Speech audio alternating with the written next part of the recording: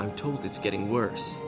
Centaurs trampling fields, burning houses, killing farmers. We have a solid army, and people are coming in droves to help us. Food is in short supply. We can't get things like we used to. If they can reach enemy commanders, this will be over in a week. And if they don't? Don't talk like that. Alright, welcome back to the conclusion of the first chapter of this story. Crichton Politics. We are at the trial of Julius Zamon. So, on the previous video, we had a society function. So we found enough people to testify against Zamon and to make it stick too, apparently. Lord Farron spotted Minister Zamon emerging from a bandit-controlled forest. Guardsman Reth mentioned that the Ministry Guard was often ordered away from areas where bandit raids were about to take place. And even his sisters sort of talking against him a little bit, I guess. So here we are, we're back at Divinity's Reach. We're near the statue of Duena. Where, as I said, most players will be hanging out. You get a little bit of a taste of what all these different people are doing with their time, I guess. Throwing buffets down and music boxes. And this here is somebody who's... this is a player, but they've made themselves look like one of the other races in the game that's really technically not playable. The Kodan. So yeah, there's lots going on here. We're going to run back through... And the trial will actually take place right here in the gardens in the middle of the day, which should be a lot of fun for us to experience. However, I'm going to take a very slight detour for a moment to return to Rurickton and see if we can witness that tour. If we increase the sympathetic resonance, perhaps the power output can be boosted. So here, by the way, this is another Asura Gate. This takes us to Lion's Arch, that pirate haven I was talking about before. It's a long way away. We're not going to go through it yet. It's actually being controlled by this diminutive race here. These are the Asura, and they're from a different area of the world. They're sort of magitech, highly intelligent, arrogant, stubborn little characters that we as a human really don't want to know much about. But we rely on them for their Asura Gate technology, so a couple of them are in the town, but we'll ignore them for now. That's a story for another day. So yeah, let me just head back into Rurickton. Let's see if we can find this tour guide. And let's listen to that a little bit. My god, I took so much damage from falling there. I didn't expect that whatsoever. So yeah, I'll actually just cut it until I can even figure out where it begins, because frankly, I don't remember right now. Who are you? Temeth. This is my favorite place to come where I need some place to think. It's the sound of the water. It's always changing, yet always the same. It helps put me at ease, if only for a short time. Interesting. We can also interact with this, by the way, the statue. Or maybe we can't. Yeah, we can. Read the inscription. Bravery. A strong heart never falters in the face of insurmountable obstacles. So yeah, I'll see you guys in a second. This might be a terrible idea, but let's see what we got.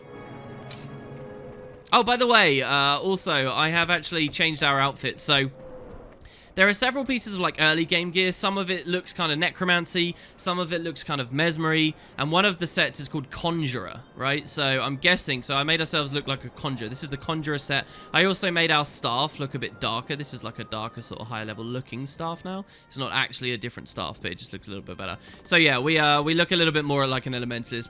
Probably still bad in some of your estimations, but better than, frankly, we were in the previous episode.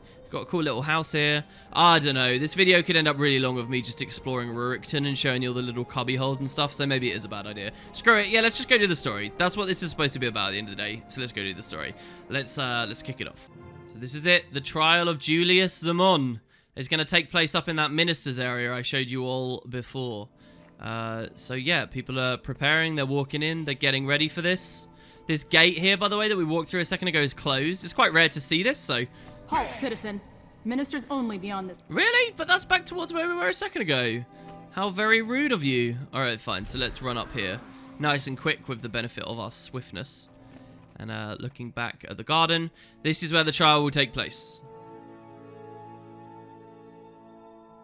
I haven't had this much fun since I discovered the agriculture minister was stealing truffles.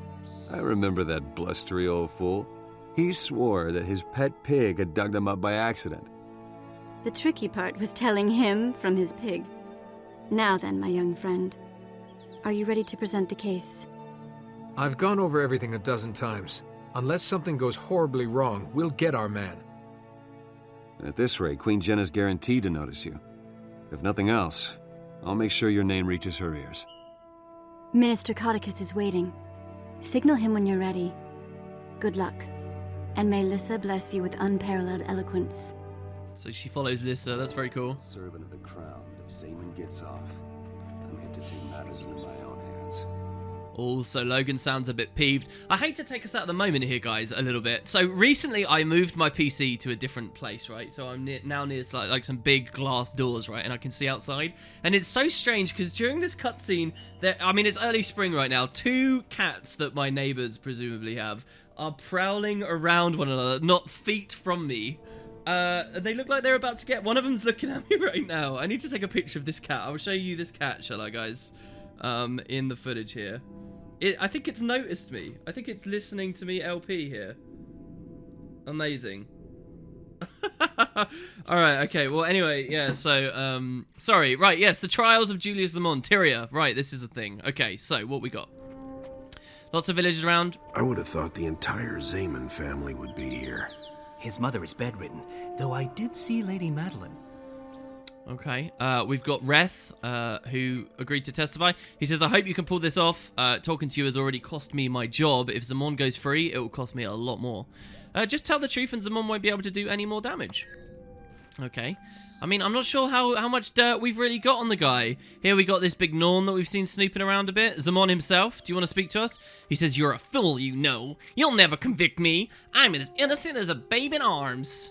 Okay, well, the evidence says otherwise. Let's see who the court believes. We've got some more ministry guard here. We can go up into the stands, but I'm not too interested. Overstepped their bounds. I agree. Accusing a minister of treason? It's preposterous. Yeah, I mean, the ministers are sort of the highest ranks of the society. What are you doing here? I didn't know you were interested in judicial matters. Thackeray had me identify Queen Selma's stolen chalice this morning.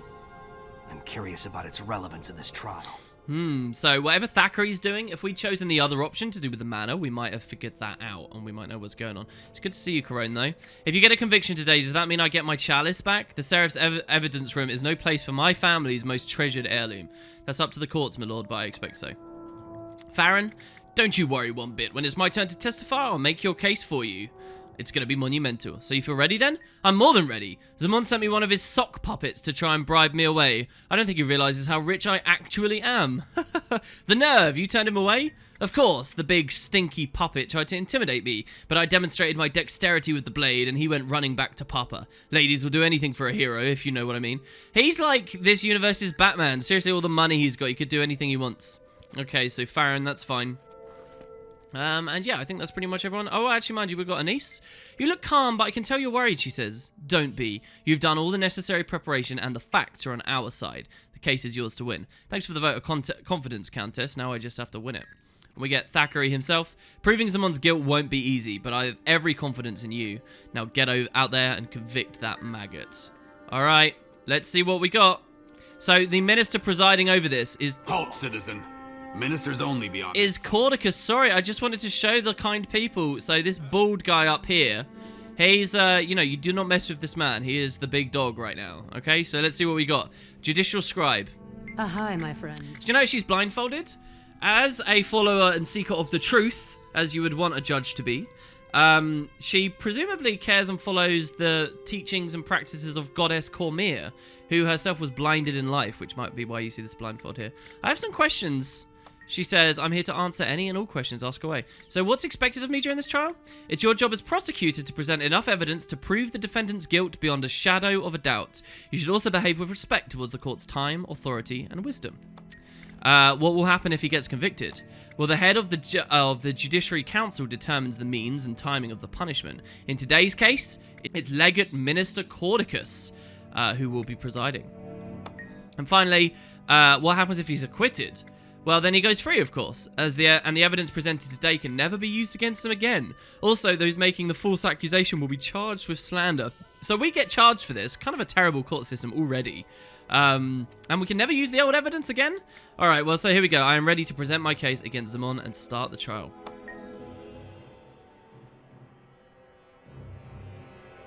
Hear ye? The trial of Minister Julius Zaman is hereby called to order. Legate Minister Cordicus presiding. Who stands for the prosecution? I do, Your Honor. We have evidence proving Minister Zaman conspired against the citizens of Divinity's Reach. He abused his authority to commit thievery, murder, and treason. We will present incriminating documents and sworn testimony from respected members of the community, including the sister of the accused. The prosecution seems to have prepared quite a compelling case. Minister Zaman, can you refute these dire accusations? Refute? Why bother? My Lord Codicus, in accordance with the most ancient tenets of Crichton law, I invoke my right to trial by combat. This court accepts your invocation. By law and custom, you may choose a second to fight with you in the circle. Thank you, Legate Minister. I choose my retainer, Idol the Unlovable, as my second. The prosecution must also nominate a principal and a second, or forfeit the case. I will be the principal, Legate Minister. I'd like to request a short recess to select my second. Granted. When the prosecution is ready to continue, this court will reconvene and the trial by combat will begin. So outrageous! As a Seraph captain, I can't really jump around saying, pick me, but I can certainly think it.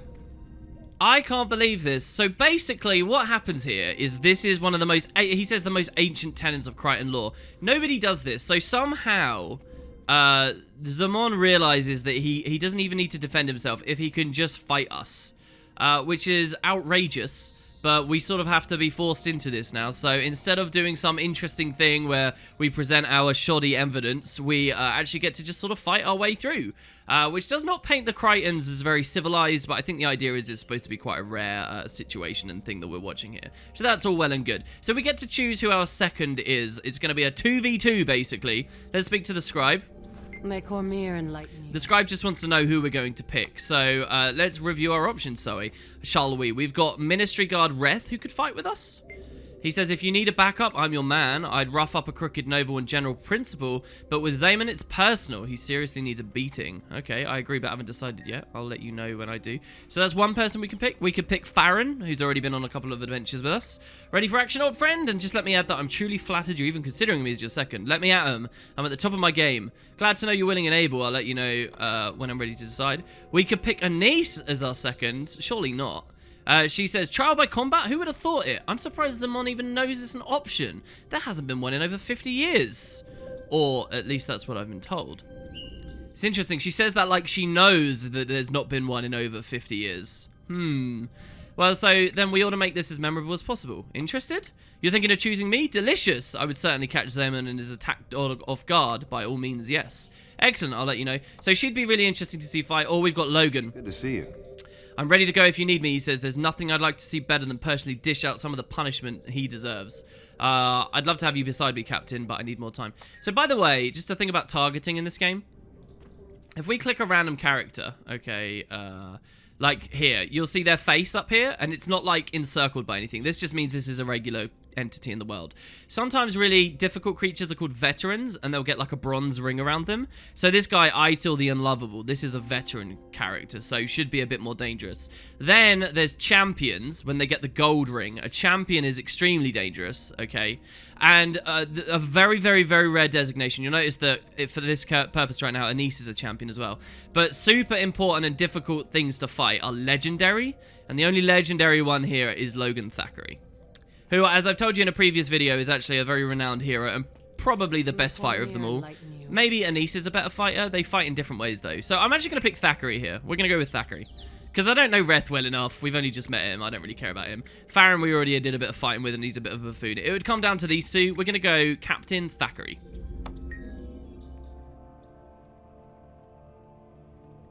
We're ready to begin, Legate Minister. I have chosen my second. An interesting choice. For the record, let it be known that this duel will continue until both members of one side surrender or are defeated. If Lord Zaman proves victorious, he is innocent. The case is thrown out and these charges against him may not be brought again.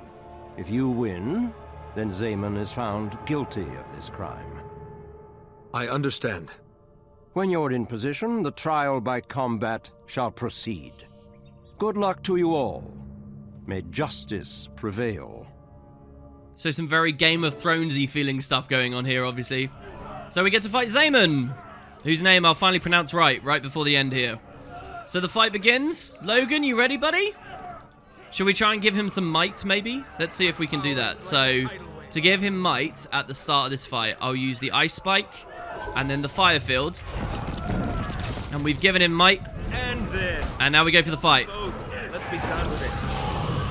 Let's be done with it. Indeed, I agree, Zaman. So we'll drop the Meteor Shower, the Lava Font. We'll hit him as hard as we can. No match for my cunning. This is just genuinely a huge amount of damage here. Get over here and protect me. I am a minister of the realm, and you are nothing. Die. So he throws a counter static field at us. We're completely devastating them here. Doing tons and tons and tons of damage. And we win very handily. Victory is declared. According to the dictates of Crichton law, Minister Zaman is found guilty. Minister Codicus does not look happy. He doesn't like anything to infringe on the rights of ministers. Trial by combat took the judgment out of his hands. Did it? How do you think Zaman knew about the ancient law in the first place? He's no historian. You think Codicus advised Zaman about the clause? If Zaman won the battle, he'd be declared innocent. No more investigation. Now he's guilty, but he's also dead. No loose ends. Never underestimate Minister Codicus. At least we know the identity of Zaman's backer. Go and celebrate a well-earned victory. Anise and I will be in touch with you. I was genuinely hoping for a conviction based on a preponderance of the evidence. But this works too. I was as well, Logan. I certainly was as well. So there you go. We complete the trial of Julius Zaman. There's kind of a question now thrown over Cordicus. So if Cordicus told Zaman about the right, then this would help him out, right? Because it means that no matter what, the information about this conspiracy will never really come out. We're left back at square one.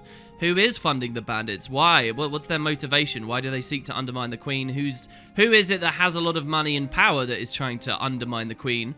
Well, we don't quite realize. Now, all the other biography options as well paint a slightly more full picture. But for the core game, there's sort of still a big question mark left over this at this point. But do remember this trial. It's interesting to see at the very least. By completing a big chapter, we get extra rewards, right? So we get some nice boots here, which we can select any kind of stats we want. We get a coin purse, which will have high-value loot in.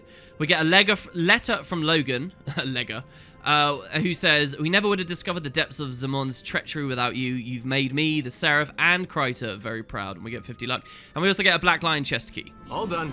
Which, let's face it, is kind of the devs trying to get you into Black Lion chests so that then you'll start spending credit card money. So yeah, we get some dyes. I'll actually open these. We might get... No, so we get honey dye, which I already have. And we get some Black Lion stuff, which is probably a bit silly to go into for the purposes of this series. So we don't have to worry about that too much. There you go. So we get some extra luck. And by completing that as well, we even leveled up. Let's just speak with the characters before we leave, though. Oh, he doesn't have anything to say. Is Anise already left? She already buggered off? What about Cordicus up here? Does he want to speak to us? Strength in numbers. No. The scribe does. On behalf of the court, she says, "Thank you for your efforts. On a personal note, I'm quite impressed. I've never seen a trial play out quite like this one. Well done. Thank you. I just hope such proceedings remain rare and unusual." And of course, this is one of the only proceedings we see as a player, so very convenient for the writers there that they don't have to construct a real one. What is it? And there you have it. That's, oh, and what about Madeline? Her brother just died. I have so much to do. Do you have so much to do? That would have been nice to have a bit of dialogue with her. Her brother just died.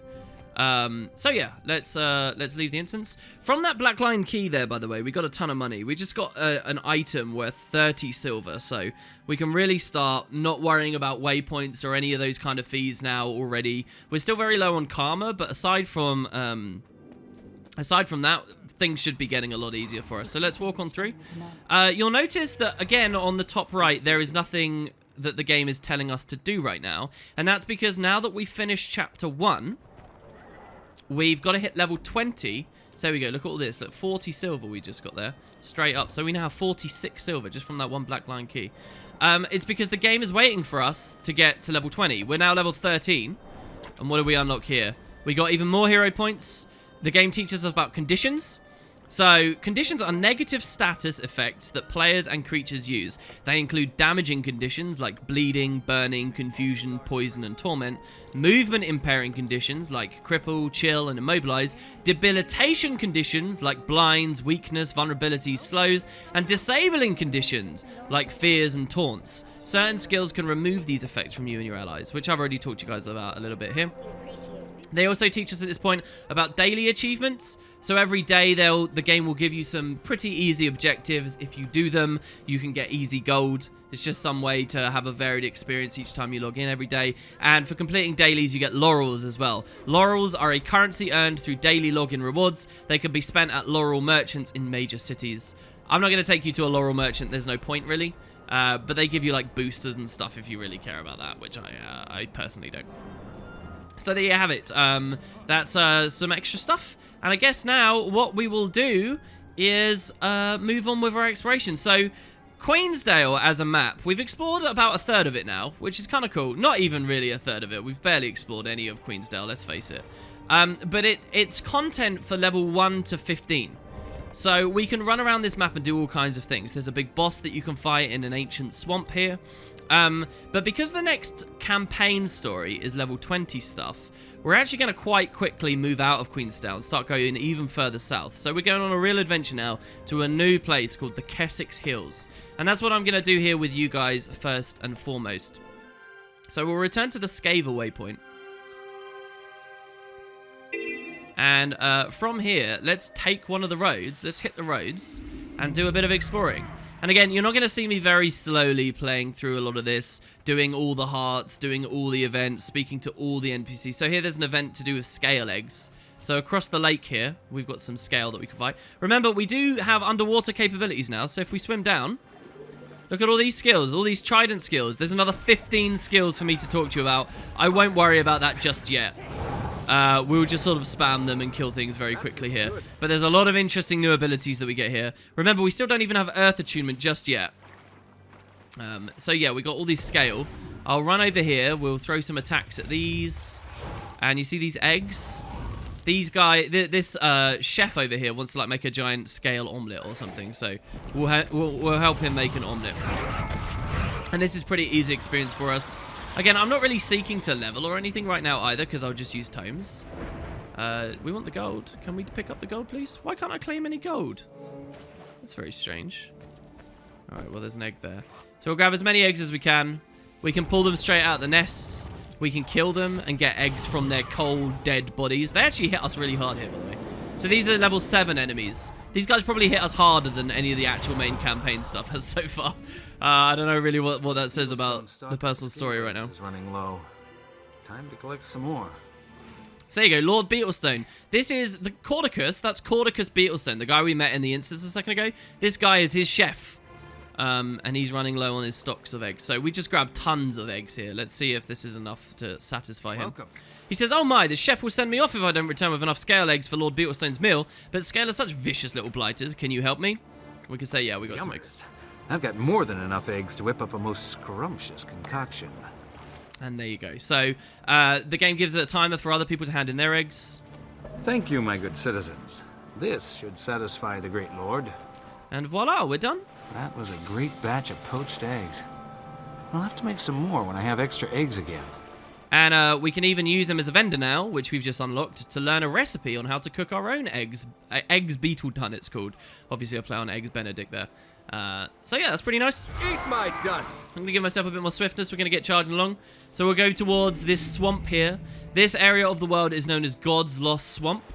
And you see on the top right, we get a little bit on the user interface. This is known as a meta event. So most maps in the game have meta events. What they are is they're like that thing we just did with the chef. That's an event.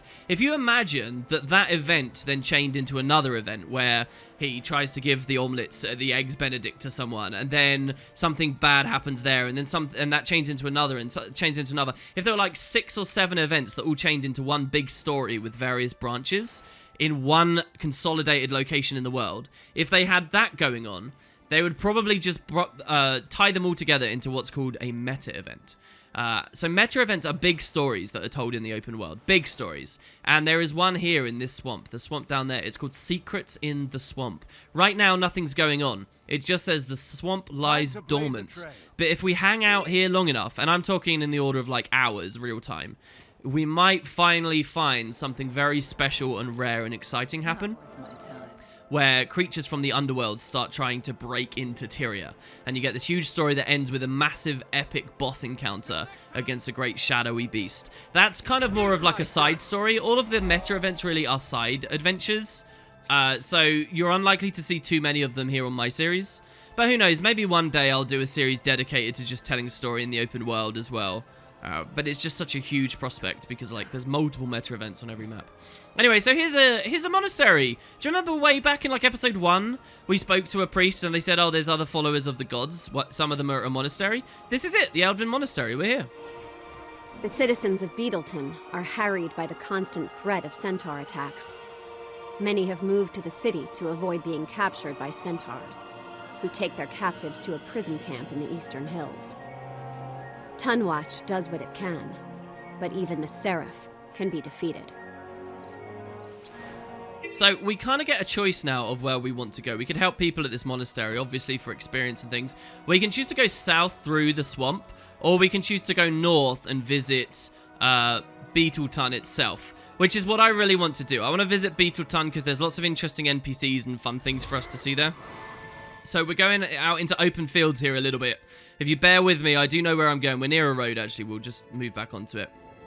And I want to show you that place. So that minister that we saw, Minister Cordicus, he's based out of this town, Beetleton. We've heard of it quite a few times. He's Lord, he's Cordicus Beetlestone, and the province that he comes from is Beetleton. Is it named after him? I can't really remember. No, Beetleton was a thing in the original game, so I don't think that they're named after it, but yeah. So we're going to move there. This signpost will actually tell us that we're getting pretty close. And we have to be cautious now as well, because there's going to be much higher level centaurs and things around. So there you go, Beetleton nearby.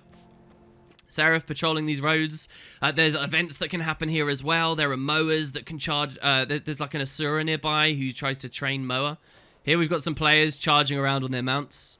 One day, guys. One day, we're going to be seeing a lot of that. We're going to be seeing a lot of other people running around on mounts until finally we unlock them. And believe me, it's the right play to make, because the second you get the mounts, they move so obscenely fast. Tyria feels tiny. And the most recent expansion Path of Fight is designed to have the mounts be a part of the gameplay. But this old stuff, it's supposed to feel this big. It's supposed to feel like a vast world. That's what you want, right? An immersive experience. So I do think it's the right play to not use them just yet. As exciting as it seems, it will just make it feel all the more sweeter when finally we get there. So yeah, we're just gonna sneaky climb through this field here. So if you look, we can actually harvest this lettuce, right? Do you remember we found a while ago a harvesting tool, the copper harvesting tool? Well, we can use that to grab heads of lettuce and things. And like I said a minute ago, you get dailies in this game. Sometimes the daily will ask you to gather plants from Crater, and that might lead you here and you can grab some lettuce, right? And you'll get extra rewards for doing that because that's a part of the daily. But here we go. So Shire of Beetleton discovered. Report any suspicious activity. Will do indeed. And so you'll notice this is a pretty big place. We get a heart in the area. We've got this waypoint. And there's quite a few different things that we can have a look at here. You'll notice as a centerpiece of this little town, there is actually a statue here of the bald man himself. So there he is with his dogs, looking out very royally and grandly. And let's see what the little boy says here. He says, "Hi, have you been to Beetleton before? It's the best city ever built." I don't know if it's quite a city. He says, "That's what my dad says," and he'd know. He helped build it. "You know anywhere I might be needed?" Dad says first impressions are really important, so anything you do to help make the city look nice and prosperous would be great. For example, well, you could kill rats or help the carnival. Graffiti and wasps are sometimes a problem too. Oh, and if you find any of my friends, can you tell them to help out? Okay, sure. So there's like lots of little children hiding here, and if you can find them, you can scold them for slacking off with their duties. Yeah, you got these bees. We can crush the wasps and get rid of them. God, the wasp sound effect is so realistic in this game. It always freaks me out. There's a little pond down there we're probably not going to go into. And you see this giant mansion over there? That giant mansion is actually the location of one of the dungeons in the game. A big important story thing will happen there later. So we will be returning here. Probably a bit later than you expect. But we will be returning here, so it's kind of nice to get here en route while we're still in our adventures in this area of the world. The other cool thing we can do is, yeah, over here there's a carnival. There's various things you can interact with. The carnival will ease your mind. Will the carnival ease my mind? I'm sure it will. Remember that at character creation there was an option, so we can kill this rat. There was an option to have regretted never joining the circus. Well, we could have interacted with a bit more of these guys if that's what we'd chosen. But for now, there is at least this dude. Step right up, carnival goers. Test your strength against mine and win a prize. All right, so we can try and win a prize from Carney Jeb. Are you strong of body or weak of will? Best me a contest of strength and win a prize. So we'll give it a go. We'll knock him back. You think I'm too old to kick your tail? Don't judge a drake by its snout. Beat me and take home a prize. Ah, he interrupted our meteor shower. Oh, so we got an ally just ran over. This guy looks really cool. Ow. Okay, he knocked us away again there. So yeah, the two of us are going to fight him. He's put tons of burning out, actually. I think this is a conditioned damage elementalist we can see here. Okay, so there you go. We managed to defeat him. He says, I can't believe it. And we get more hero points, so we can keep learning skills. So we can learn another glyph here. So this is the glyph of elemental power. Let's equip this one and show you guys what it looks like as we continue down the glyph tree. So this means that when we pop this, we do 25% more damage on our attacks.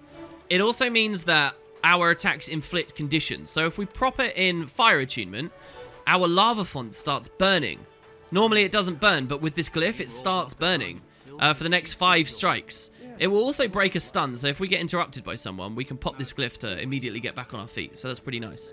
So yeah, that's the entrance to the dungeon there. We don't want to worry about too much. And yeah, I guess there's probably more NPCs we can talk to, but again, you could probably spend like half an hour to an hour just chatting with people here. So I'll give you the lay of the land. And yeah, let's now instead go back to the monastery and walk through the swamp. I want to go through the swamp and talk to you a little bit about that and get to the second map of the game so that we can start the second chapter of the game at the same time. And it's not necessarily that the entire chapter 2 story will always be taking place in Kessex Hills. It will have stuff in the city. It will be all over the place. But it's good to get to that area at the same time, you know. If I hadn't been using tomes, we probably would have quite meticulously traveled through this area. So here's a tree, by the way. So this is what it looks like to gather from trees. We get green wood logs, and on the last strike, you chop the whole thing down. There's a ton of centaurs here attacking. One of them's actually shooting me from behind there. Oh, no, that's a bandit. So they're trying to steal kegs from the monastery, and we've got to try and kill them to prevent that from happening. And there's loads of players here already, duking it out. It's kind of funny as well because I play on North American servers, and it is the dead of night for North America right now. So it's so cool to see all these players still running around. I think because the recent expansion was such a success, a lot of the early areas have been having much more of an influx of new people coming in. So yeah, you can see as we walk into the swamp, it gets all a little bit foreboding, a little bit scary. We're only level 13, and you'll see that these creatures are level 14. They're a little bit stronger than us. This is a super special place for any Guild Wars 1 player, and is a reason I wanted to come back here. This is, in the original game, a place called the Temple of the Aegis. We could actually visit here 250 years ago, and you see this point of interest we just got, Temple of the Aegis. This was where everybody did their end game from in the original game. This was where you like met up to do all the ultimate high-end stuff, and now it's just a ruin. It's flooded, 250 years has passed, so much has changed about the world that it's all destroyed and abandoned here. There's a really cool hero challenge down here as well. A mystical structure predating the oldest memories of Tyria, the Temple of the Aegis' ruins course with an ancient and unyielding power. It said time itself originated from this sacred place, which is some crazy, crazy profound lore, actually, that we never had from the original game about this area. And now it's just sunk underwater. This drake that usually defends it has been killed by another player, so thankfully we don't have to worry too much. Here is a statue of Cormyr, one of the newer gods, who didn't even appear here at 250 years ago, so that's a really nice touch as well. And yeah, let's quickly swim out, shall we? Don't want to spend too long in there. So we get these drakes that will attack us. Remember some of the earliest pre-release stuff showed a warrior fighting a drake here in the swamp, and he used like his shield block to defend when the drake tried to breathe fire on him.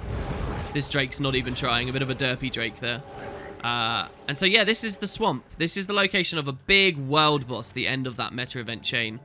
Some scary necromancers and things. There will be eventually story here. for us to touch on and deal with.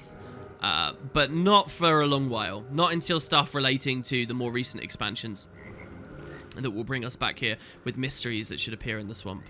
But yeah, so this is Godzilla Swamp, and it happens to be pretty goddamn south. Eat my dust! Here you go, the event with the monastery succeeded, and we helped out a little bit, so the game gives us some rods. And check it out! We're at Swamp Lost Haven. We're on the road south. So Deputy Stein here. Serve Lion's Arch. Says he serves Lion's Arch. So, interestingly, this Pirate Haven further to the south, on the south coast, it's over here, right? These pirates have a road, it's called the Lion's Road, and it connects all different areas of the whole world.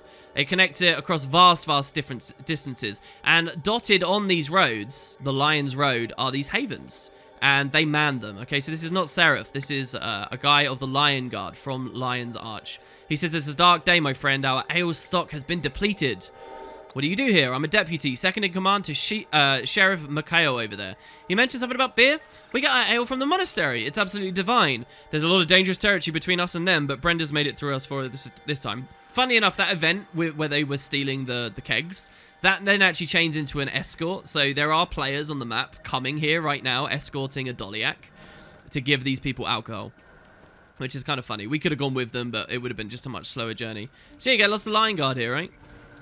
Someone that we can speak to. And here's the Priestess of Balthazar. Finally, we find the Priestess of our faction. Looks a lot like a character we'll meet later. What do you need? And she says, "I see Balthazar favors you, traveler. Always nice to meet a kindred spirit." And we say, "Thank you, speak with you later." So she recognizes, that dialogue is different because she recognizes our character creation. I can feel my armor rusting. Maybe you'd start getting better assignments if you stopped complaining. So these guys don't like that they're working in a swamp. That's very cool. And yeah, there's some vendors where we can get some new gear. Soldiers around, blessing them. Don't you ever get tired of helping people? No? Well, neither do I. Well, there we go. Okay, and we can walk through this portal to finally get to the second map of the game. This is Kessex Hills. This is for players who are level 15 to level 25. We're not even 15 yet. We're still 13. We'll look at this scout and get a little bit of a lay of the land. We'll walk over to the waypoint that's over there, and then we will check out the next story. The Lion Guard strive to protect the trade routes to and from Lion's Arch. But times are tough, and our ranks are wearing thin. Bandit holdings are quickly growing throughout the wilderness of Black Haven, and I fear things will only get worse if someone doesn't step in. Okay, so Black Haven is the site of a necromancer, a dangerous necromancer that's dealing with things here. So there we go, we've unlocked this waypoint now. And yeah, so if you guys just give me a second, I will cut the video and I will level us up. I'll clear out our inventory as well to start the next story, which is going to begin in Divinity's Reach. So let's go back. All right, so we're back. We're now at level 20. We're back in Divinity's Reach here. So some interesting things going on now that we are 20. First of all, we've unlocked our final attunement. So now the gameplay gets even crazier. Earth is now available. So we can swap to Earth and we get 5 new Earth skills, which I'll show off as soon as the game begins. Also, we've got 2 new utility skills. So now instead of just having 1 glyph, we can actually run lots of glyphs all at once, depending on which ones we choose. So we'll just go all glyphs for now. And the last slot here, this is our elite one I've talked about once before. It's going to take a while for us to get that. So yeah, the level 20 rewards are here. The game's going to give us a special ring that gives us lots of power. It's also going to tell us personal chapter 2 is now unlocked. Where will our story take us? There's only one way to find out. And jumping puzzles. So jumping puzzles are jumping-based mini dungeons hidden throughout Tyria. Each jumping puzzle can be completed once a day to receive a reward chest. So there's lots of those. I've already done a full series of videos on my channel. You can check out a playlist of all the jumping puzzles. We won't be doing them here. But yeah, they're lots of fun and obviously a highlight of Guild Wars 2. So that's cool. So personal story, chapter 2. Let's equip our new ring. You'll also remember in that story step a second ago, we got these homespun espadrilles. And we can select stats on them. May Lissa aid you. And we can actually choose from a variety of different stat types. So we can get vigorous boots, which gives us power and vitality. So extra damage and extra health. Or strong, which is extra damage and extra crit chance. So like super damage. Or extra damage and healing power, or, you know, there's loads of different ones. We'll go with strong for now, right? So we'll just take as much damage and crit chance and things as possible, and we'll get rid of our old ones. So there we have it. We're starting to look a little bit different because our gears changed again. This headpiece is so odd. We look so strange right now. But yeah, okay, so there you go. And we can go speak to Logan and continue our adventure. So, would you like to continue your story, The Fall of Falcon Company? What on earth could this be about? Well, we didn't get a mail, so let's just go in and see. And here we are in daytime version of the video. I love the ceiling up here. It looks so good. All right. Hello, Logan. What's going on, man?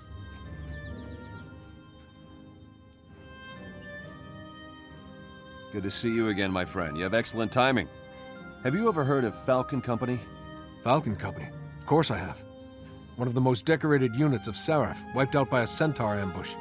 My sister was a soldier in that command. Your sister? I'm sorry to hear that. I didn't know. You'll be even more interested in this information than I thought. Scouts in the Queen's Forest discovered pages torn from an old journal.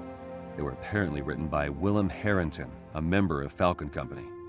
The writing on the pages is rough, hasty, but it describes survivors of the battle taken prisoner by the centaurs. Survivors? My sister could be alive? Logan, you've got to let me investigate. I need to know what happened to Deborah. I thought you'd feel that way. Let's update my records and then you can head to Elven Monastery and speak to Captain Tervellen. Though he's been promoted to Captain of Queensdale, Tervellen once commanded Falcon Company. He might be able to tell us more. So, we suddenly realized that the other thing we talked about in our story journal is now becoming relevant. So he said there that Captain Tervellen is the captain of Queensdale. The way that humanity works right now is you get Seraph, right, and a captain is designated a specific area. So, Captain of Queensdale is Tervellen. Captain of, like, and the further more remote the region, the less, like, senior of a captain position, I guess it would be. There'd be a captain assigned up here to Lake Doric, a captain at Lake Regent, perhaps. There'd be captain at Kessex Hills, and so on. The captain of Divinity's Reach is, like, the most important captain, if you will. And that captain is Captain Logan Thackeray standing right in front of us, okay? So that's the way that works, and yeah, pretty interesting turn of events here. So we also get another decision here. Falcon Company's records were largely destroyed by Centaur raids. I'm trying to get a complete roster. Your sister was of Crichton descent, question mark? So we get to decide where we're from, all right? So we could say, yeah, we're Crichton. We were raised here. We could actually say, no, our lineage is Elona. Elona is the expansion that we've just got, all these regions down here. So that could be interesting in the future, maybe. We could say we're of Canthan descent, which is a land so far away you can't even visit in Guild Wars 2 at the time of this recording. Or finally, Ascalonian, sir, and proud of it. We could say we're of this fallen empire here, this ex-human empire, kingdom, I should say, destroyed by the Char. So, which one do we want to do? Fundamentally speaking, what the game is going to do with our decision here is it's going to change the ethnicity of our sister, the way she looks. Based on what I did at character creation, I would say we're probably not Canthan or Elonan. We would be Ascalonian or Crichton. So let's say we're Crichton. Let's say we're from Crichton. I guess this is the really boring option, but we'll go with this boring option. There you go. So we got to talk to Tervellen now. And yeah, we got a very rare thing there of a branch within a branch within a branch. So, greetings. What brings you to the Seraph headquarters today? If you're reporting a crime, I need to grab the proper paperwork from upstairs. What do you do here? Well, I serve the city, just like all the Seraph. Lately, that means mopping up or trying to prevent centaur trouble. We also help refugees who have lost their homes to relocate to the city. Is there much crime in the city? In my experience, you can't have this many people in one place without crime. We have our fair share, but most citizens are good folk. All right, fair enough. Fair enough, fair enough. We could do a bit of exploration. Seems to be a big egg here on the side. I'm not quite sure why. But yeah, all right. So we're going to go see this captain. We're going to maybe find out what happened to our sister. Some people survived, supposedly. We thought she was dead this whole time. But remember, at character creation, we did note that we'd never recovered her body. And guess where we get to do that? Well, the monastery we just explored to in the video. So that's a nice little bonus. And yeah, I guess we will get started on that very quickly. But not this episode. That will be the start of tomorrow's stuff. So thanks very much for watching, guys. I hope you enjoy, and I will be back very shortly to continue on into some of the deeper and increasingly more complicated stories with Interior. So hope you guys enjoy. Thanks very much for watching. How this ties into an Elder Dragon, well, we'll have to wait and see. Cheers. I'll see you shortly. So, Buka, how is that whole praying to a bunch of invisible beings working out for you? I wouldn't mock others for odd beliefs. Your kind believes the world is a machine. It is, yes. It's a terrific structure to be studied and understood. How can you study something as big as the world when your own golem ran off? It didn't run off. It just had an unscheduled momentum overload. And you think it'll return one day? Yes. It's only been 2 weeks. Now that, my friend, is an act of faith.